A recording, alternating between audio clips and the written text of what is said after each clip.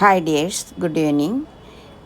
ഞങ്ങൾ ഫത്ഹർപൂർ സിക്രിയിൽ നിന്നും ഷാജഹാൻ മുംതാസിന് വേണ്ടി പണി കഴിപ്പിച്ച താജ്മഹൽ കാണാൻ വേണ്ടി പോയി. ഏതോ ഒരു പുണ്യക്ഷേത്രം കാണുന്ന ഒരു ഫീലിംഗ് ആയിരുന്നു എനിക്ക്. ദൂരെ കാണുന്ന ആ താജ്മഹലിൻ്റെ രൂപം കണ്ടപ്പോൾ തന്നെ എന്തോ ഒരു വലിയൊരു ആകർഷണം മനസ്സിൽ ഉണ്ടായി. ഞാൻ അതിശയപ്പെട്ടാണ് ആ ഹോളിലൂടെ താജ്മഹലിനെ കണ്ടത്.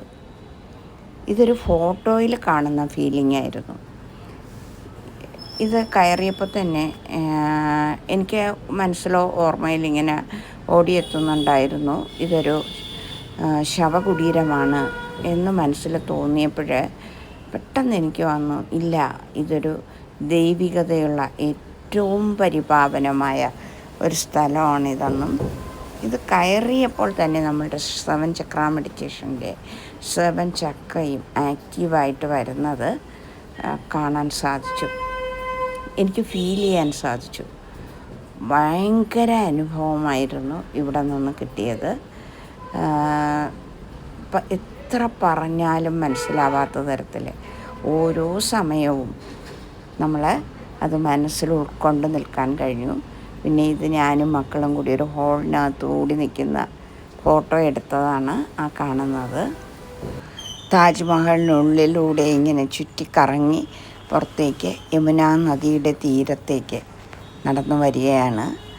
വലിയൊരു അനുഭവമായിരുന്നു അപ്പോഴ് കിട്ടിയത്.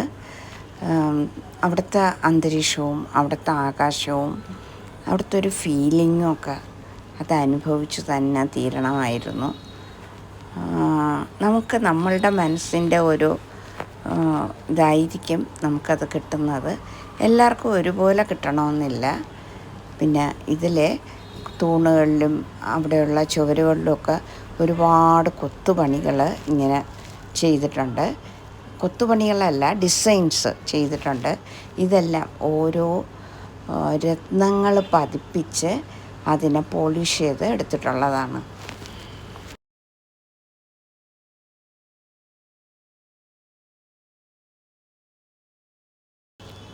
അവിടെ നിന്ന് പുറത്തോട്ടിറങ്ങിയപ്പോൾ യമുന നദി വളരെ ശാന്തമായിട്ട് ഒഴുകുന്നത് നമുക്ക് കാണാനൊക്കും. സന്ധ്യാസമയമായതിനാൽ അവിടെ സൂര്യൻ പടിഞ്ഞാറേക്ക് താഴുന്നത് വളരെ ക്ലിയറായിട്ട് നമുക്ക് കാണാൻ സാധിച്ചു.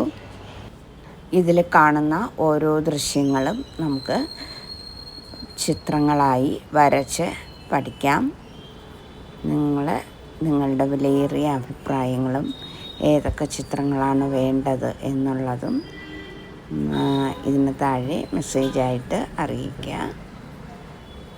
എന്നെ കേട്ടിരുന്ന എല്ലാവർക്കും നന്ദി. Thank you so much.